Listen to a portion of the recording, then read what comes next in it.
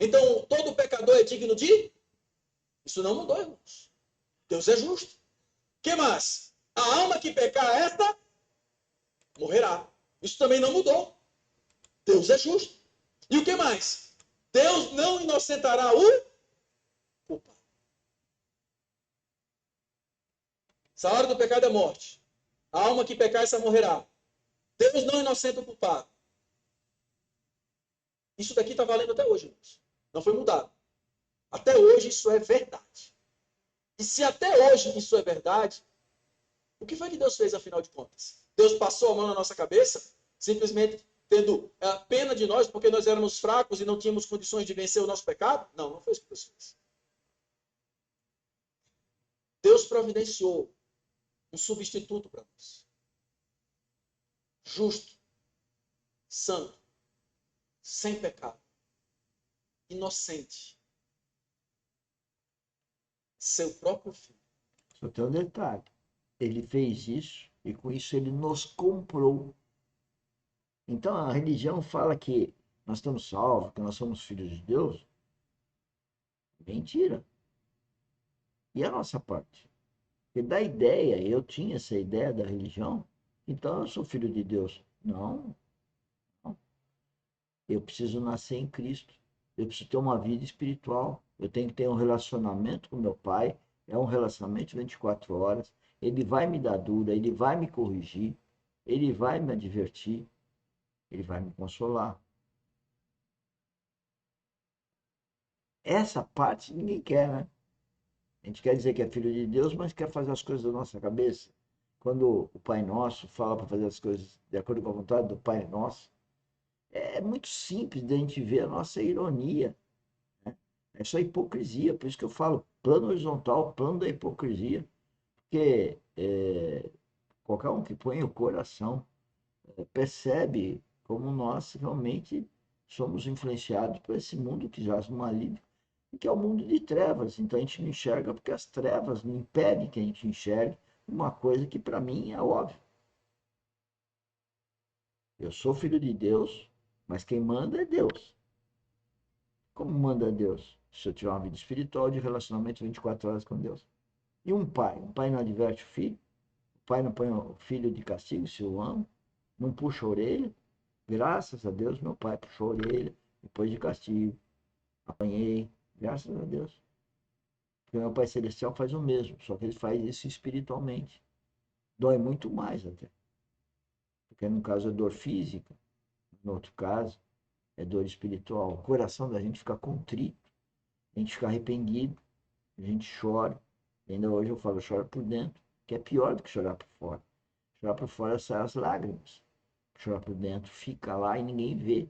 E todo mundo acha que não entende nem sua tristeza, das bobagens que você fez, dos erros que você cometeu, ou da tristeza que você vê no outro, que você ama, e esse outro não consegue perceber o Espírito Santo querendo habitar o coração dele, dessa outra pessoa.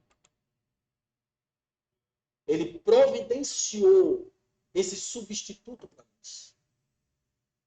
E todos os pecados, toda a condenação, todo o julgamento, toda a vergonha, toda a humilhação que era nossa, ele colocou sobre o seu filho, que nos substituiu naquela cruz. Louvado seja o Senhor. É isso que Paulo está dizendo aqui. Quem os condenará? É Cristo Jesus quem morreu, ou antes, quem ressuscitou, o qual está à direita de Deus e intercede por nós. Ele fez todas essas coisas por nós. E ele hoje é o nosso sumo sacerdote, que intercede por nós, que nos encoraja, que nos fortalece, para que nós não possamos desistir. Louvado seja o Senhor. Ele fez uma obra de redenção, que está testemunhada nessa mesa. Hoje, ele faz uma obra de santificação, que nós podemos também ver nessa mesa. E no futuro, ele vai fazer uma obra de glorificação. Um dia nós estaremos face a face com o nosso Senhor. Um dia, irmãos, todas essas limitações que nós temos serão desfeitas. Louvado seja o nosso Senhor. Amém. Então, irmãos, ele providenciou um substituto para nós. E esse maravilhoso substituto, ele experimentou a espada da justiça de Deus, que era para mim e para você. Ele experimentou o cálice da ira de Deus, que era para mim e para você. E ele foi condenado por mim e por você. Se você... Não, ocorreu outra coisa aqui.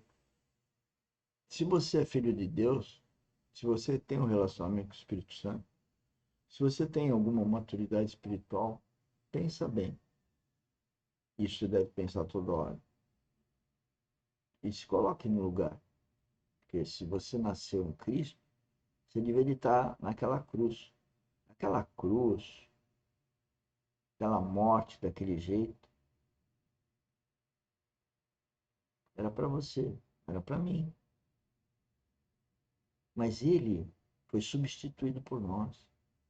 Agora, se você olhar, se você conseguir ter o coração em Cristo e ver o amor que ele teve por substituir você, e você não valendo nada, e eu não valendo nada, a gente não consegue ficar sem ressuscitar com ele. A gente quer que ele seja o nosso Senhor. A gente quer que ele seja o nosso cabeça. A gente quer obediência a ele. A gente quer fazer imitação de tudo. A gente passa a querer fazer como ele quer que faça. E eu estou falando nas mínimas coisas. Escovar os dentes, se alimentar, andar, caminhar. Como ele faria? Porque ele deu a vida dele para mim. Que adianta eu pensar como eu faço, se ele pode habitar em mim e dizer como que é para ser feito? Pense nisso.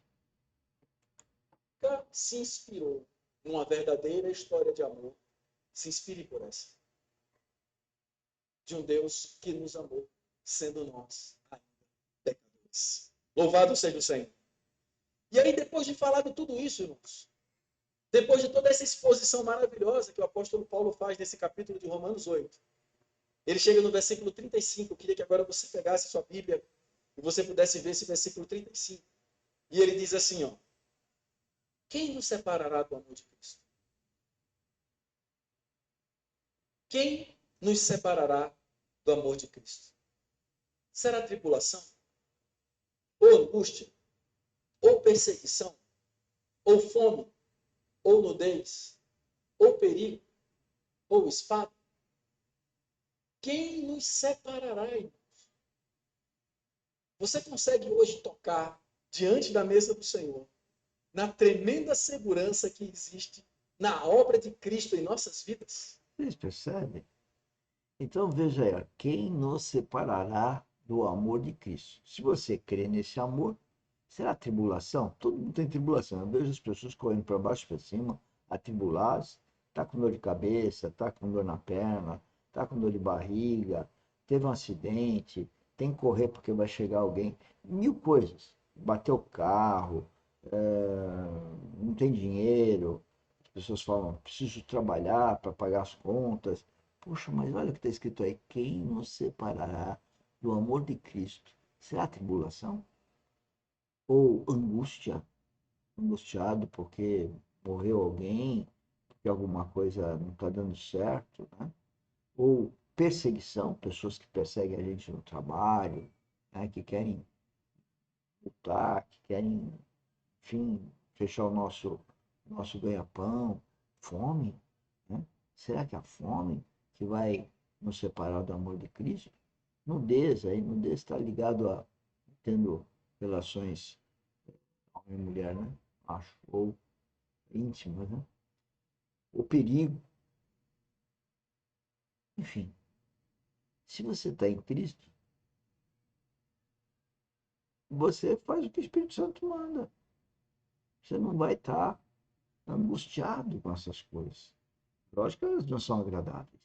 Foi agradável para Cristo, desde a barriga da mãe, ser procurado para ser morto, e foi fácil ele saber que ia para aquela cruz, ele foi quietinho. Ele não brigou, ele não se defendeu, digamos assim. Por quê?